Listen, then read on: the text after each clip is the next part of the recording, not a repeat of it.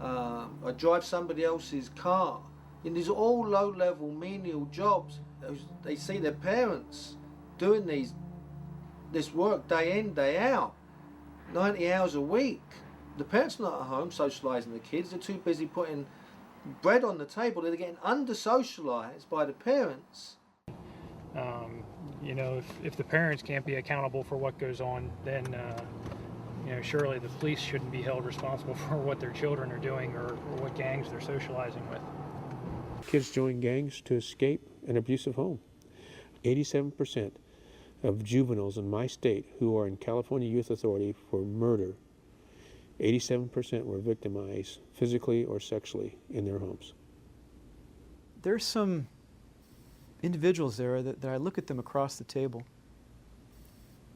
and I think, what circumstances place this arrested gang member possibly facing a death penalty on one side of the table and me sitting here? There wasn't a lot of difference. It comes down to environment. It comes down to personal choice. You don't have to sell dope. You're 10 years old and I'm going to give you this walkie-talkie. And I'm going to tell you, Tony, all you have to do is stay at that corner, and every time one time comes around, or 5-0, their terms for police, every time the police come around, all I do is get a walkie-talkie and tell me. And I'm going to give you $250 cash a week for doing that. That's $1,000 a month, and that's your job.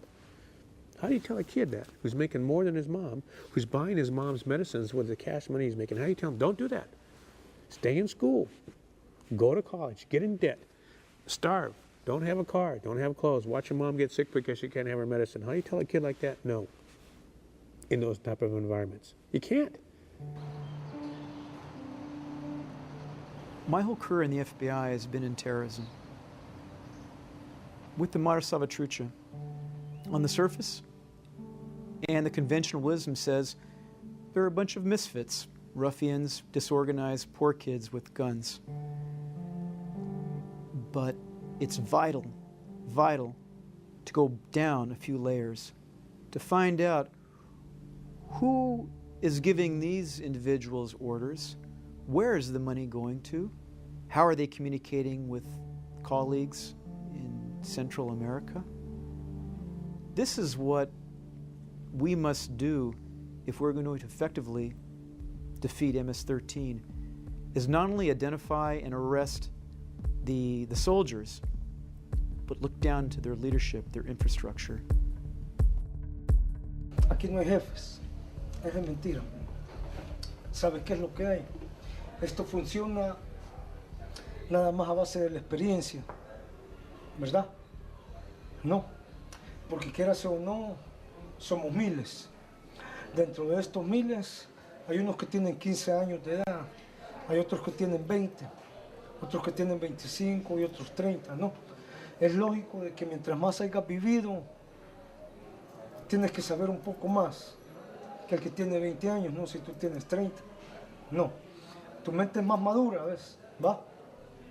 Y miramos las cosas diferentes, ¿ves?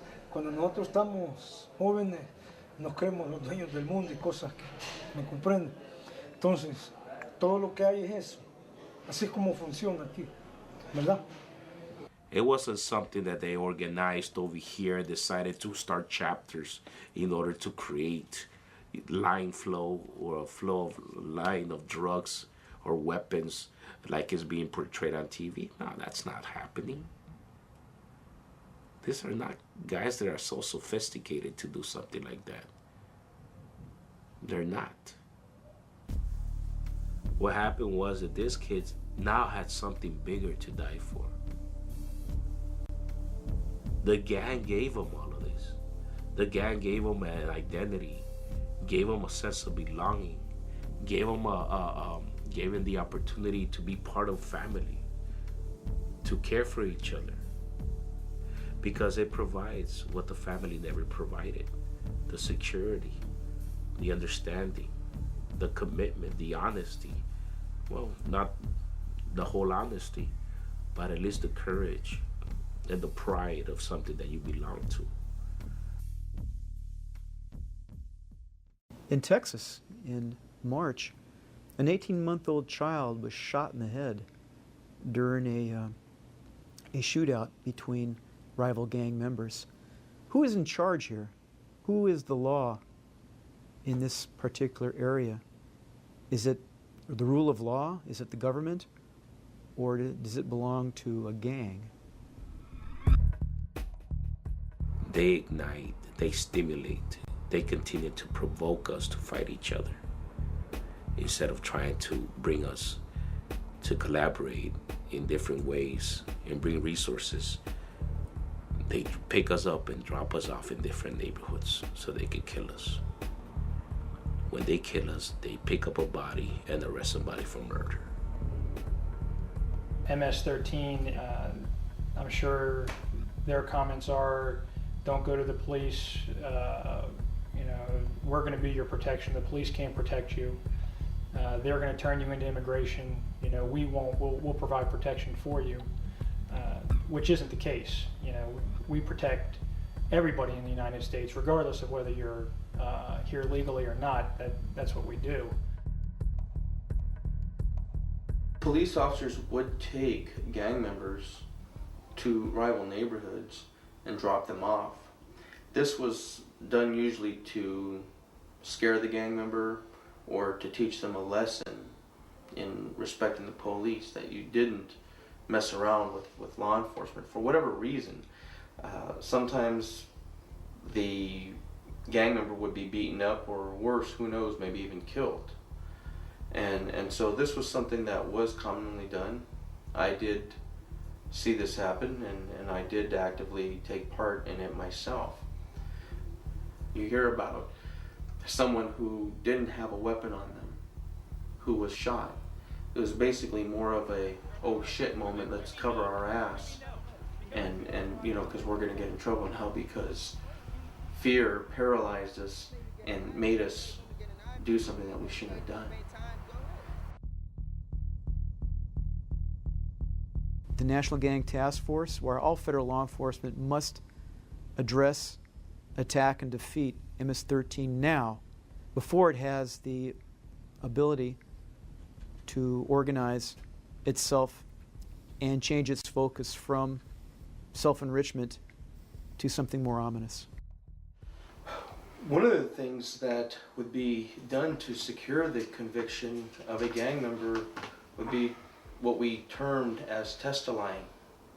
They would fabricate an arrest, plant drugs or a gun, and that would be it. The gang member would go to the police station saying, oh, they planted drugs on me, they did this, they did that. And of course no one would believe the gang member, because the police officer was obviously the one in control. The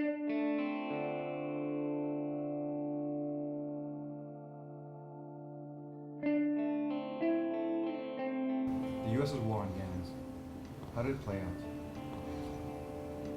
Our country has 2 million people in jail. We have more people in jail in this country today than the entire population of the state of Nebraska, or Houston, Texas, which was the 4th largest city of the country. We have more people in jail today than our whole entire active U.S. military. So the question is, if putting people in jail, is that the solution? The more gang members you have in prison, the more successful we are. Instead of reversing the question and saying, if you have so many gang members in prison, why are there so many gang members to begin with?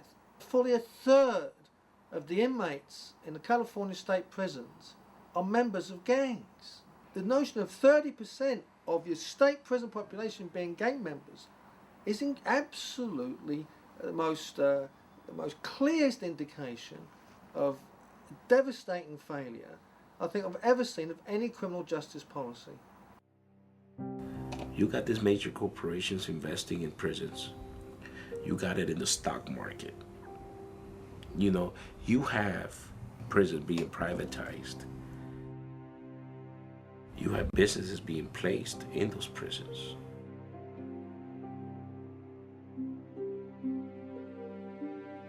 To get paid 11 cents an hour in a prison